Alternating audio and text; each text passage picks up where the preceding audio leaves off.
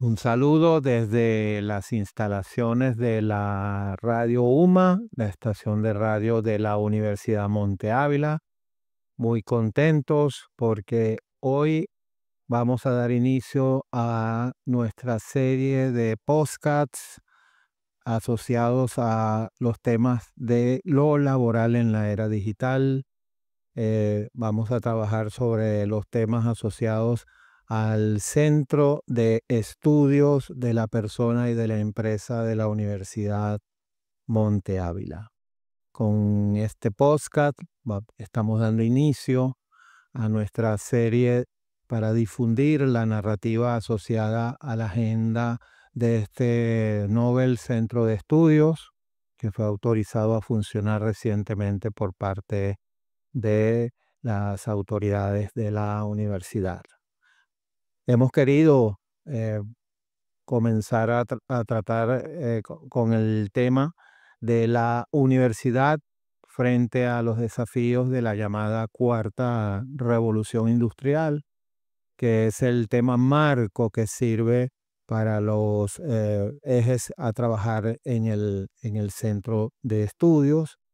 Y bueno, por supuesto, no podíamos comenzar con nuestro podcast sino entrevistando a nuestro estimadísimo rector, el doctor Guillermo Fariñas, quien ha aceptado gustosamente y se lo agradecemos mucho, el equipo del centro, que haya aceptado ser el primer invitado a nuestra serie de podcast Lo Laboral en la Era Digital.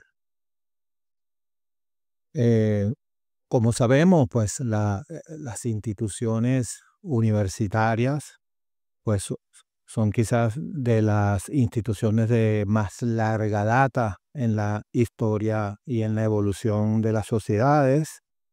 Ya son instituciones de varios siglos de existencia, con lo cual también eso nos lleva a concluir que esas instituciones que tienen varios siglos funcionando, han sabido adaptarse a los diferentes cambios que hemos venido experimentando a lo largo del tiempo en nuestra evolución como sociedades. No, al hablar de cuarta revolución industrial, bueno, por supuesto estamos entendiendo que han habido por lo menos documentadamente 3 revoluciones anteriores.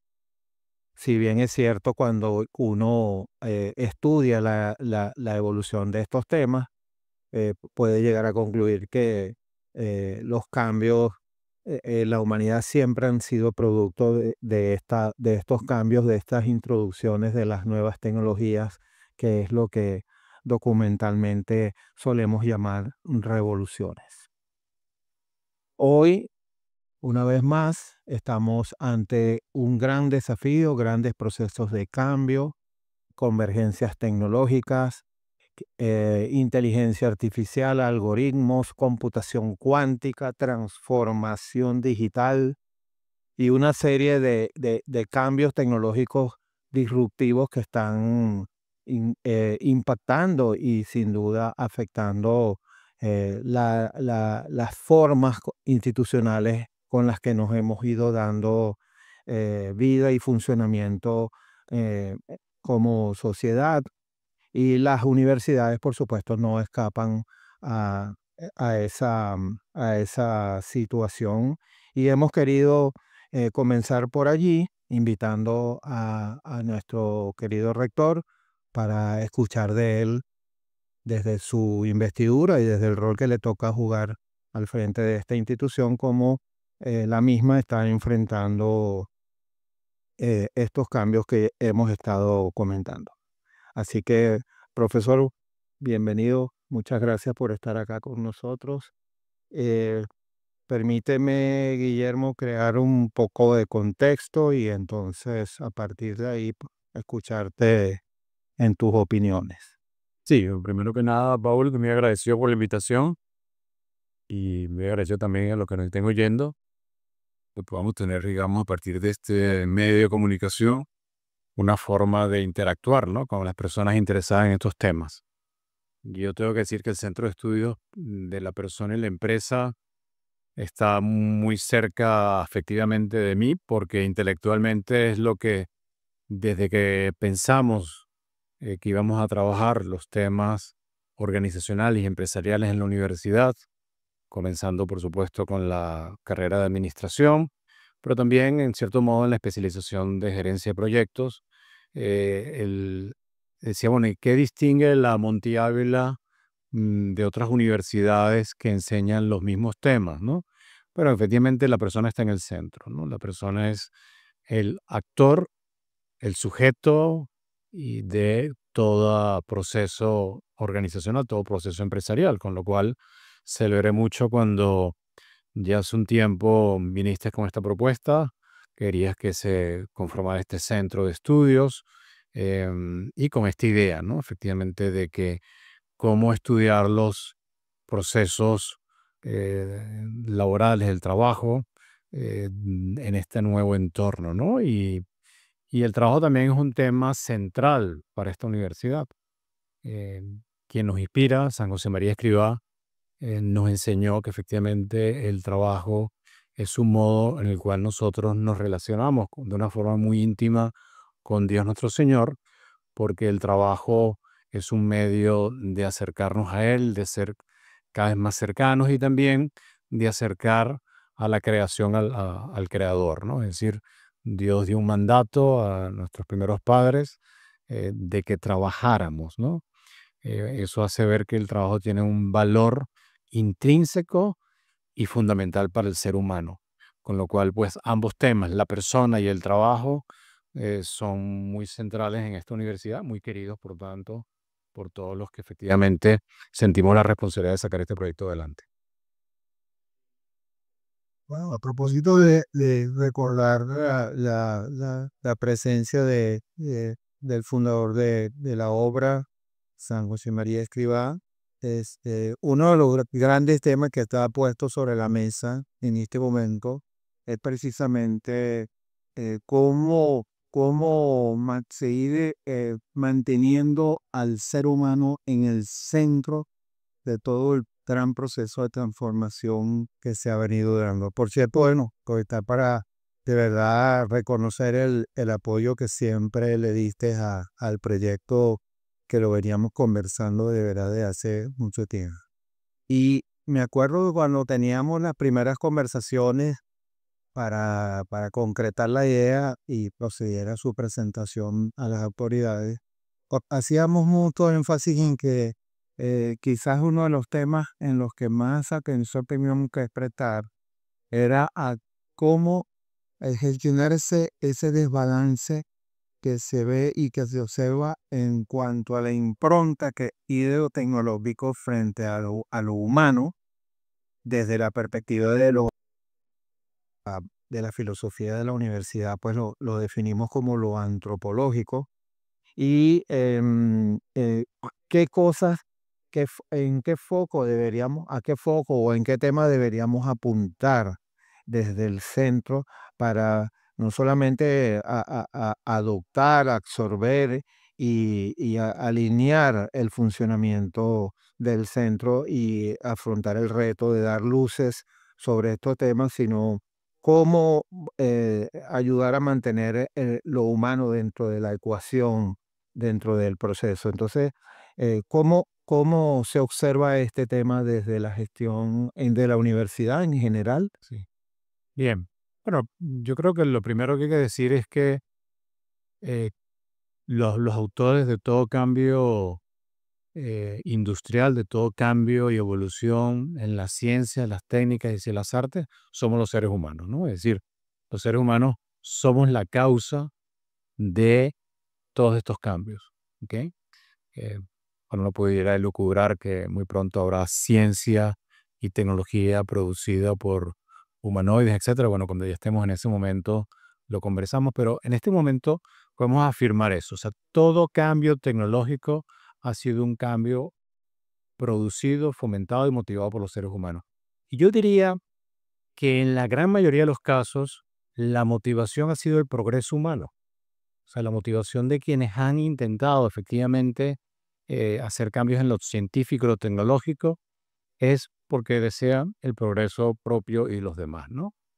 Em, ha habido efectivamente errores y el tiempo nos permite luego valorarlo y denunciarlo. Eso también es un proceso humano, pero siempre ha estado allí. Entonces, claro, cuando digo que, los procesos son llevados por los humanos, bien. Pero lo otro es que efectivamente aseguremos que la persona esté en el centro. Y cuando digo persona y no individuo es porque tengo esa noción de la persona suma al individuo sus relaciones, ¿no? El ser humano es un ser relacional. Hay algunos que dicen incluso que somos en buena parte con quiénes y cómo nos relacionamos. Por lo tanto, yo diría que una nota a tomar en cuenta cuando hablemos de cambios tecnológicos es qué tanto ayudan a que el hombre crezca y se enriquezca en las relaciones, ¿no? Aquellas tecnologías que nos hagan más individualistas, pues a lo mejor están allí atentando con un aspecto fundamental del ser humano. Pero bueno, las relaciones no hay que verlas quizás como las veíamos en el pasado, que no escribíamos cartas, sino que obviamente está mediado por la tecnología y enriquece y puede potenciar efectivamente el modo en que nos relacionamos. Pero yo creo que estas son dos notas importantes. El cambio tecnológico lo han fomentado los seres humanos, buscando usualmente el progreso humano, y que estos cambios serán beneficiosos si la persona siempre está en el centro, potenciando efectivamente lo más íntimo de la persona, que son sus relaciones. Sí. Em, bueno, recordando que quizás uno de los públicos objetivos más importantes de la universidad es una población joven, ¿verdad? No necesariamente la única, pero usualmente, mayoritariamente son poblaciones jóvenes.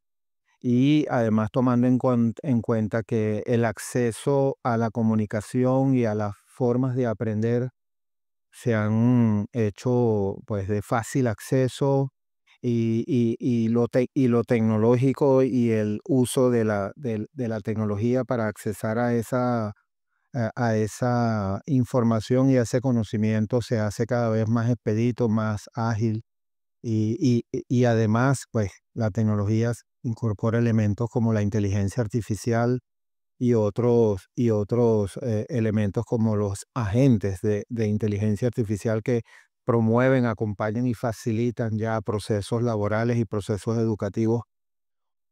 ¿Cómo seguir haciendo atractivo el espacio presencial en la gestión de la educación en, en unas instituciones como esta? Creo que en lo personal pienso mucho en ese tema y considero pues que ahí hay un aspecto importante. La presencialidad, sin duda, desde la filosofía de la universidad, es un factor que forma parte del contacto y de el ejercicio de la influencia sobre nuestros estudiantes en su formación, pero hay un desafío allí.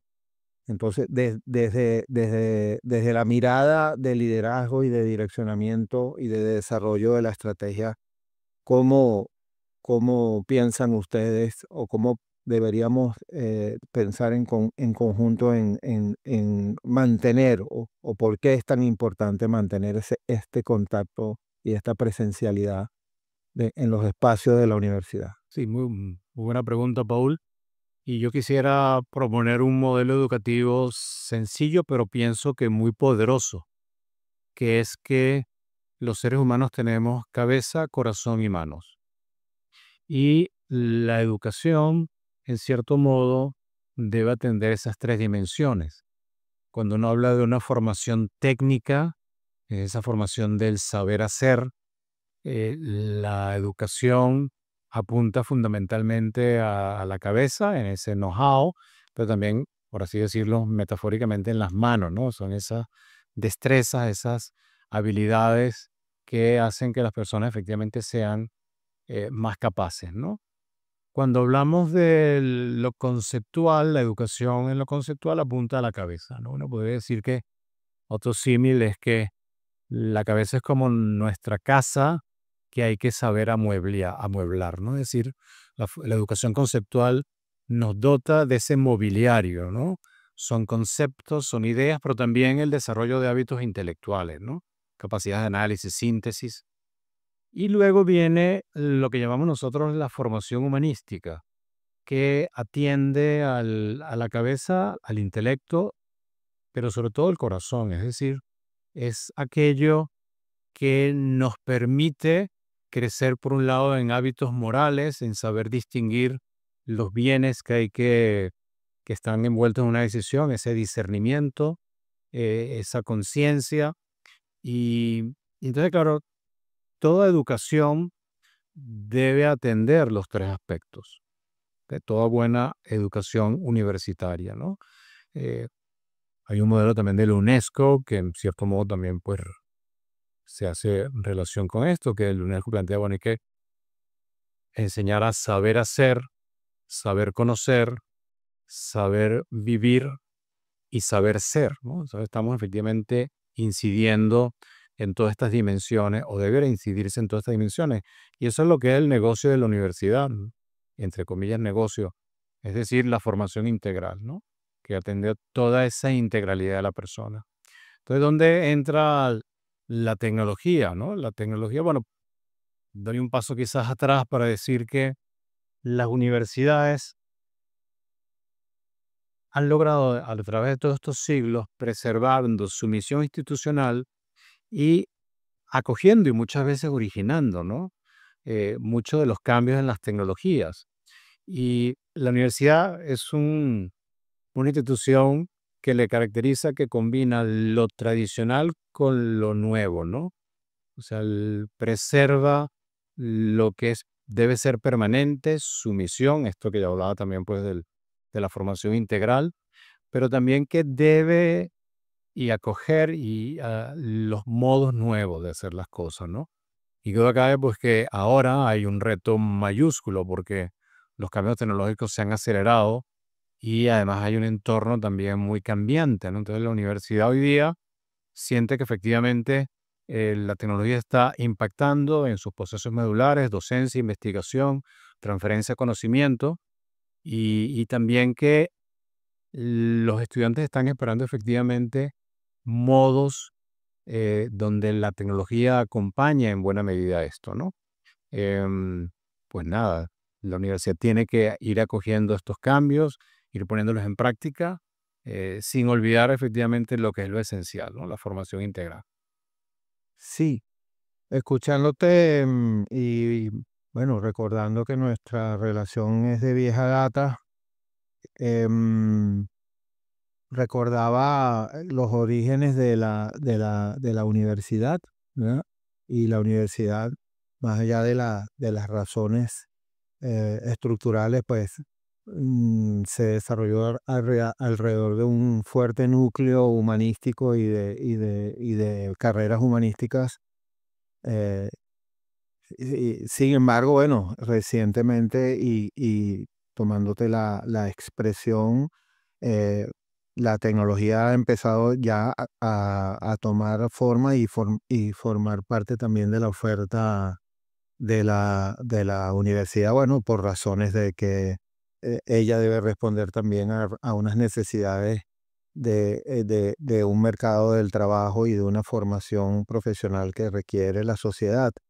En ese sentido, cuál es el avance que se ha venido dando en la oferta y la adaptación que ha estado llevando adelante la universidad para y ponerse a tono ya con los retos específicamente asociados a los impactos de la tecnología? Sí. Bueno, yo pienso que en un mundo cada vez más interconectado es fundamental las relaciones internacionales, ¿no?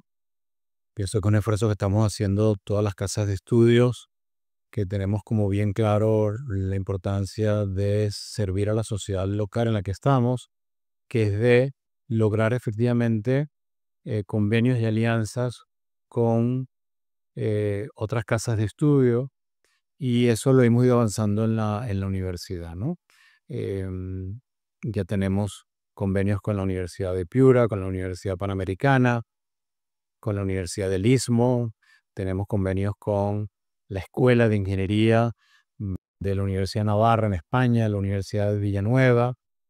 Hemos entablado conversaciones y ya hemos estado hablando pues de que vamos a trabajar, y luego vendrá pues el memorando de entendimiento con Rice University en Houston para apoyar nuestra nueva facultad de ingeniería. Es decir, la dimensión internacional es muy importante. ¿Por qué? Porque aprendemos de los errores de otros y también aprendemos obviamente sus aciertos, ¿no? Entonces eso creo que es fundamental, ¿no? Luego está cómo vamos a ir, digamos, adaptándonos con la mayor agilidad posible a los cambios, digamos, de lo que es más mudable, ¿no? Que vendría a ser como la formación técnica. Y eso en la Universidad de Montevideo lo hemos estado logrando desde siempre con las electivas, que dan un cierto margen de adecuación a nuevas tecnologías en las distintas carreras, y también las que hemos llamado las materias de orientación y desarrollo personal, que también nos dan pie para eso, ¿no? Por otro lado están los programas enfocados de pregrado, que son los llamados Minors Monte Ávila, que permiten que el estudiante adquiera un set de conocimientos y desarrolle un conjunto de destreza en un área bien precisa y, valga la redundancia, enfocada, ¿no? Eh, Comunicación gastronómica, ciencias de datos, gerencia deportiva, diseño audiovisual, es decir, son cosas bien prácticas donde la tecnología incide fuertemente y que nuestros estudiantes efectivamente pueden tomar. Son cursos electivos, o sea, libres, pero para precisamente reforzar esa formación técnica, ¿no? Y por otro lado, darnos cuenta de que en lo tecnológico la realidad es híbrida, ¿no? Es decir, no existen problemas técnicos 100% puros. O sea, hoy día toda innovación tecnológica es una síntesis de saberes y disciplinas. Y así hemos diseñado nuestras nuevas carreras de ingeniería. Por ejemplo, mecatrónica es una síntesis de la ingeniería mecánica tradicional, la ingeniería electrónica de siempre, más teorías de control. Telemática es una combinación de informática y telecomunicaciones con un componente importante de ciberseguridad. Y ciencia de datos, pues ahí todo el bagaje matemático, estadístico, de programación y de machine learning, ¿no? Es decir, diseñar esos algoritmos que vayan aprendiendo de las conductas de los usuarios, ¿no? Es decir, como os cuenta, efectivamente esta propuesta, que es novedosa y en algunos casos única en el país, trata de dar respuesta efectivamente a los cambios tecnológicos que están ocurriendo a nuestro alrededor y ofrecer a nuestros estudiantes que pueden estar en esa ola muy pronto. Sí. Y nuestro otro protagonista dentro de lo que es el mundo de la educación, que son el personal docente. ¿Cuál es el desafío allí? Si tomamos en consideración pues que las nuevas tecnologías no solamente están poniendo a disposición conocimiento y hay otras fuentes de acceso, sino la, la aparición de tecnologías como la inteligencia artificial y los agentes de inteligencia artificial, los llamados chatbot y ese tipo de facilidades que están pues interviniendo de alguna manera en el proceso docente. Y vemos entonces que los estudiantes tienen ahora la posibilidad de accesar a una gran cantidad de información a una gran velocidad. Y entonces en el proceso de formación y en el proceso de elaboración de sus obligaciones, o más que obligaciones, pues de sus deberes como parte del proceso de aprendizaje, aparece ese nuevo elemento que está bajo escrutinio en este momento, ¿verdad? Es común escuchar, yo que cuando vengo suelo estar un rato en la sala de profesores, hablar de ese tema de, bueno, que estamos analizando cómo vamos a manejar esta variable ahora del uso de los agentes de inteligencia artificial para elaborar o acompañar el proceso de estudio, bueno, porque va a ser inevitable además la aparición de esos recursos dentro del proceso. Entonces, sin duda, la actividad docente también se ve impactada en este proceso de cambio que está dando la universidad. ¿Cómo lo están mirando desde la dirección de la universidad? Sí, las nuevas tecnologías y en concreto, has hecho referencia varias veces a la inteligencia artificial, están significando un gran reto para la institución educativa, ¿no? No solamente en el aspecto de la docencia, sino en muchos otros, ¿no? Es decir, eh, cómo se están diseñando ahora nuevas ofertas de desarrollo profesional, pues están siendo llevadas por algoritmos. Procesos de adecuación de programas educativos, de interacción con nuevas audiencias, también está impactando la inteligencia artificial muy prontamente. Y no podemos estar de espaldas a eso, ¿no? Es decir, hay que saber efectivamente cómo va a ir impactando y saberlo gestionar como, bueno, cualquier herramienta que no es cualquiera, es una herramienta, como digo, que está teniendo unos, unos impactos muy profundos, ¿no? En todos estos procesos de investigación, de docencia, de transferencia de conocimiento, ¿no? Em, Como siempre, hay una nueva tecnología, hay un efecto, o sea, los que estudian los procesos de cambio saben efectivamente las dificultades que siempre tienen los cambios organizacionales, ¿no? Hay hay un shock, hay un saber darnos cuenta que efectivamente el cambio es necesario, hay que saberlo, no diría yo no solamente gestionar, sino abrazar, y eso exige pues más conocimiento y más trabajo, ¿no? Yo diría que los profesores, desde que están irrumpiendo las nuevas tecnologías, estamos trabajando más. Eh, uno, uno podría decir que antes la docencia era como más sencilla, ¿no? Es decir, em, y yo no diría que fuera peor. ¿No? Yo pienso que todavía la buena clase magistral tiene un valor sin lugar a dudas, ¿no?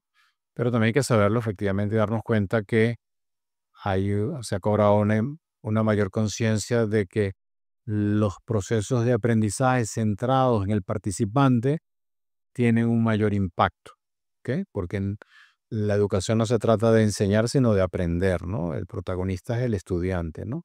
Entonces, claro, bienvenida a esas tecnologías que están permitiendo esto, ¿no? Uno vislumbra que estos agentes de inteligencia artificial podrán acompañar de una manera muy personalizada, con una especie de coach, para que el estudiante interactuando con él va mostrando sus áreas necesariamente de mejora y la inteligencia artificial le va ayudando efectivamente a rellenar esas lagunas o hacer determinados apuntes para que efectivamente esta persona aprenda más, ¿no? Entonces, pues nada, hay que trabajar más. Ya hemos dado varios cursos de inteligencia artificial para docentes. Seguiremos dándolo. Nos damos cuenta de que en algunos casos hay que hacer un acompañamiento más personalizado, ¿no? En algunos docentes, pues, que lo requieren, ¿no?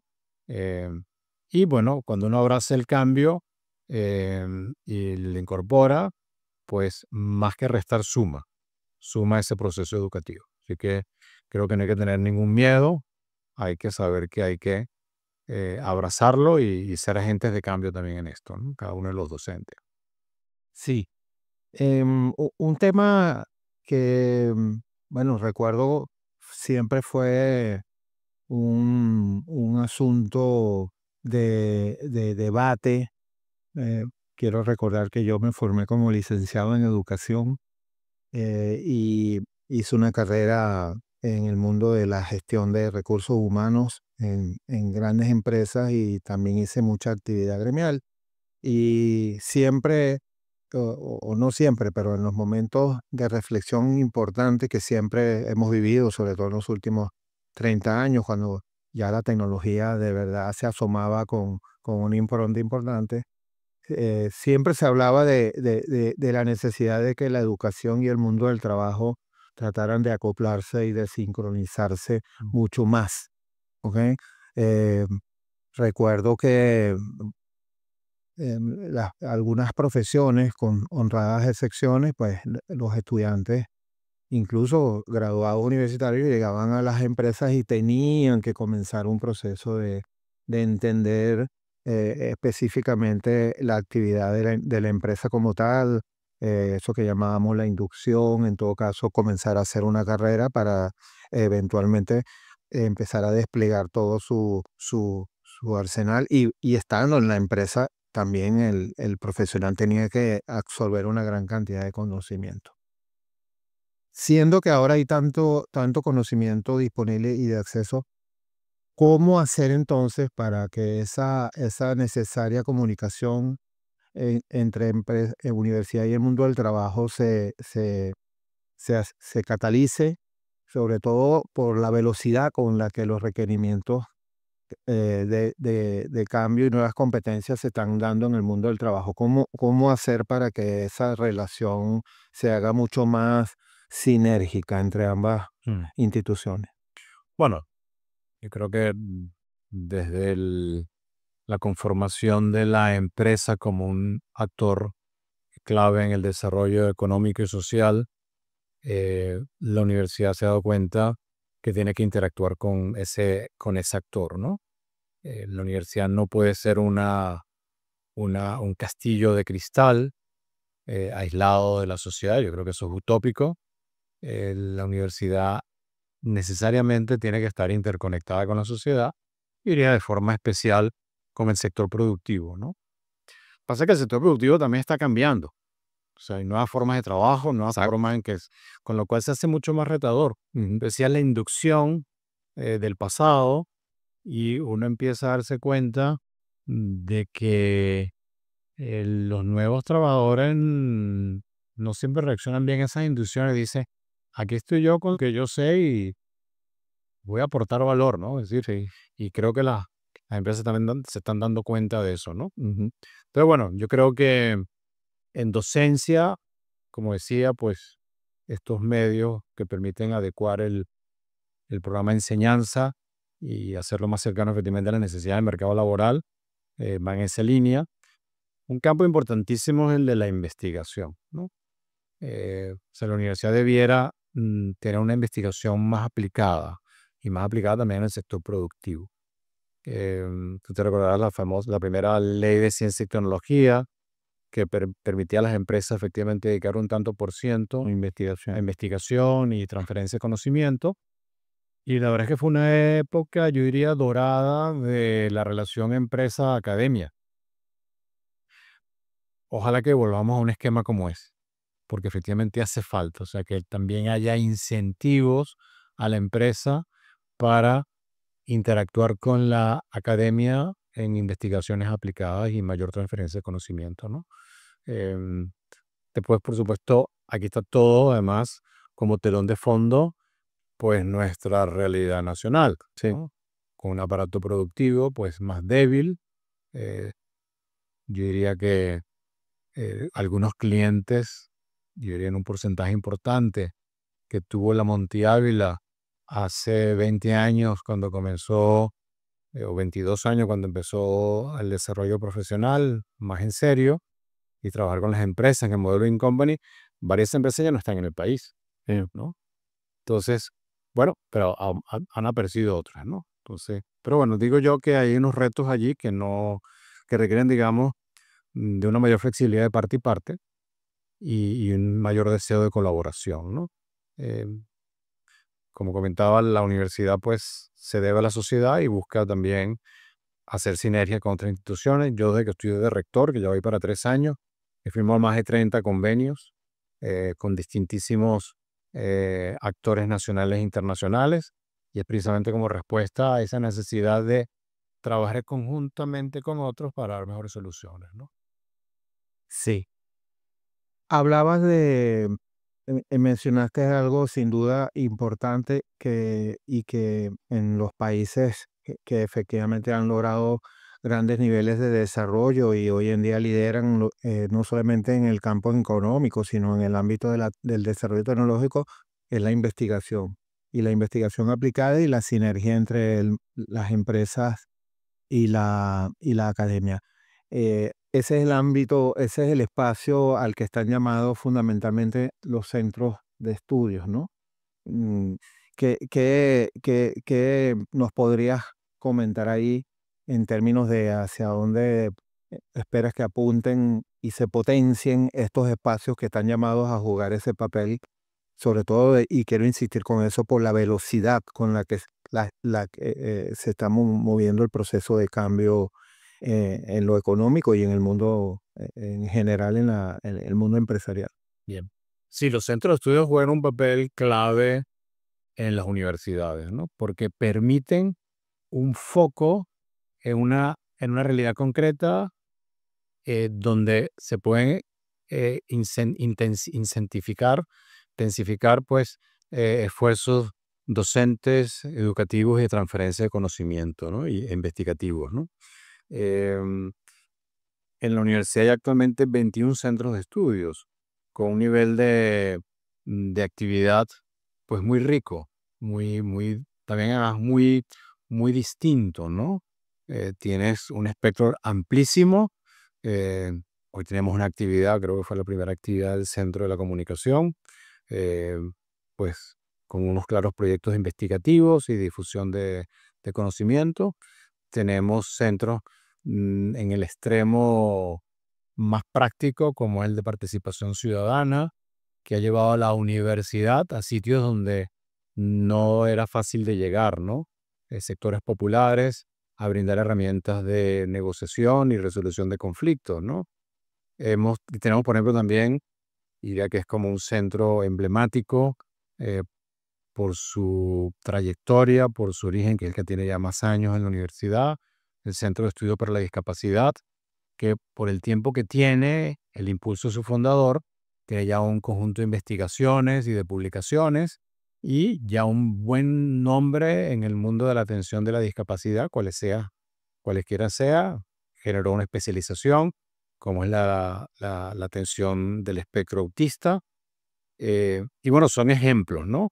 Eh, que seguimos invitando a los profesores que tienen efectivamente una inquietud y una especificidad, un determinado área de conocimiento, que les abrimos las puertas para que efectivamente se animen a lanzar un centro de estudios, ¿no? Creo que multiplica el accionar conceptual y práctico en la universidad.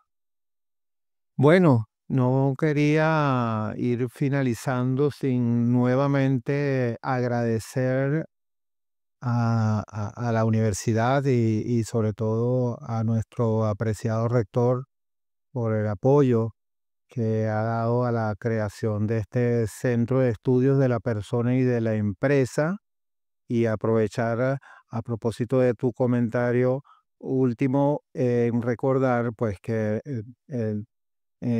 tenemos tres grandes temas a trabajar dentro del centro. Por supuesto, todo lo que es el impacto de la llamada nueva economía en el mundo de las organizaciones. Las organizaciones, las empresas, pues será uno de los primeros y más importantes objetivos a ofrecer productos, servicios y apoyo en sus procesos de adopción tecnológica. Sin duda, todo el tema laboral, pero como muy bien lo dice el título del podcast, en la era digital. Hay unos componentes relacionados con lo legal, laboral, con los temas de seguridad social que están más en el ámbito de otros espacios de discusión. Nosotros queremos desde el centro enfocarnos fundamentalmente en todo lo que tiene que ver con tendencias de empleo, el impacto de la automatización, las nuevas competencias laborales y todo lo que tiene que ver con la llegada de los agentes de inteligencia artificial al mundo del trabajo. Y un último ámbito de actuación en donde queremos también retomar, porque ya la universidad en su momento con su centro de desarrollo ejecutivo tuvo un papel fundamental y tuve la oportunidad de compartir espacios contigo allí. Es todo el tema de la formación de este nuevo liderazgo que requieren estas empresas de la era de la nueva economía, y por supuesto todo lo que está asociado a la formación del personal gerencial y ejecutivo de las organizaciones, ¿no? No podía cerrar este podcast, dada la naturaleza y el espíritu de nuestra Universidad Monte Ávila, recordando el reciente nombramiento o la elección de nuestro Papa León XIV, que adopta ese nombre y como él muy bien lo expresa en en una de sus conversaciones con el cuerpo de cardenales, explicando por qué había adoptado ese nombre. Y resulta pues que León XIII fue el papa de la famosa encíclica Rerum Novarum de 91. 1891, pues donde se sentaron las bases de lo que después se llamó la doctrina social de la Iglesia y sin duda que fue un documento que sirvió de referencia para la conformación de la Organización Internacional del Trabajo posteriormente y todo lo que dio vida al llamado diálogo social tripartito y todo el tema de los derechos laborales. ¿Cómo valoras tú ese hecho que demuestra? Yo le decía a mi esposa, estuvimos muy pendientes del proceso estábamos en ese entender o cómo podíamos reconocer eso que se llama la inspiración o la intervención del Espíritu Santo. Y cuando uno hace un balance del perfil del nuevo sumo pontífice, su trayectoria y el nombre que él adopta y el planteamiento que trae, pues él mismo lo dice, estamos en medio de una nueva gran revolución y un nuevo gran cambio que se asemeja mucho en su momento a lo que se vivía cuando se publica esa encíclica. ¿Cómo ves tú como rector de una universidad como la Universidad Monte Ávila el momento y qué esperar de esa elección? Sí. Bueno, toda elección de un nuevo papa es efectivamente una gran alegría para la iglesia, ¿no? La iglesia sigue adelante a pesar de los desafíos, porque efectivamente necesita, mejor dicho, el mundo necesita la iglesia. Y la iglesia necesita efectivamente su pastor, el León XIV en este caso. Como tú dices, pues adopta el nombre de León XIII con su encíclica Las Cosas Nuevas, ¿no? Y que cabe que hay muchas cosas nuevas actualmente en el mundo laboral, en el mundo de la economía, con lo cual efectivamente pienso que el Papa va a dedicar eh, tiempo a no solamente, digamos, a la difusión de la doctrina social de la iglesia, sino a tratar de hacerle ver a los hombres que es una gran guía de actuación, ¿no? Y que celebramos la elección del Papa León XIV, rezamos por su pontificado, por los frutos, y la universidad, que tiene una identidad cristiana, que cabe que va a ir siendo iluminada, ¿no? Con sus enseñanzas para ver cómo las ponemos en práctica, como fue el caso del Papa Francisco, del Papa Benedicto y el Papa San Juan Pablo II, ¿no? Son los años que la universidad ha estado viviendo, ¿no? Y no quería cerrar mi intervención, Paul, no, pero no agradecerte esta invitación, pero también decirte que estoy participando en la primera semana de junio en la Universidad de Navarra, en un evento organizado por el Centro de Gobierno y Reputación de las Universidades, de esa casa de estudios, que va a acoger más de 30 rectores y que el título es un título muy sugerente. Dice In- universidades e inteligencia artificial, tendencias, oportunidades, desafíos.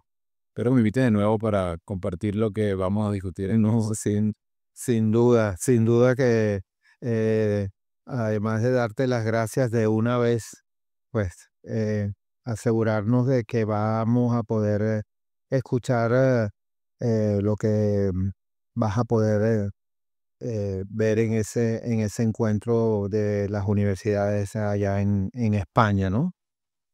Buen viaje, Gracias. porque eso es casi que relativamente pronto Y sí, sí nos interesará muchísimo invitarte nuevamente a que nos informes sobre la mirada y que además nos ayudes a alinearnos y o a incorporar pues cosas que veas allá que no estamos viendo nosotros y a lo mejor hasta tú aportar cosas allá que a lo mejor no se ven. Bueno, muchísimas gracias. Le queremos dar al rector Guillermo Fariñas por habernos acompañado. Decirles que eh, aspiramos a salir con un podcast de lo laboral en la era digital una vez al mes con esa frecuencia. Sin duda que hay muchísimo material para compartir en un tema tan complejo y tan importante y tan vigente como el impacto de la cuarta revolución industrial en el mundo del trabajo. Así que estén atentos a través de nuestras redes sociales que les iremos dando a conocer progresivamente y pues los invitamos a que nos acompañen en una siguiente edición de nuestro podcast Lo Laboral en la Era Digital. Hasta pronto. Muy bien.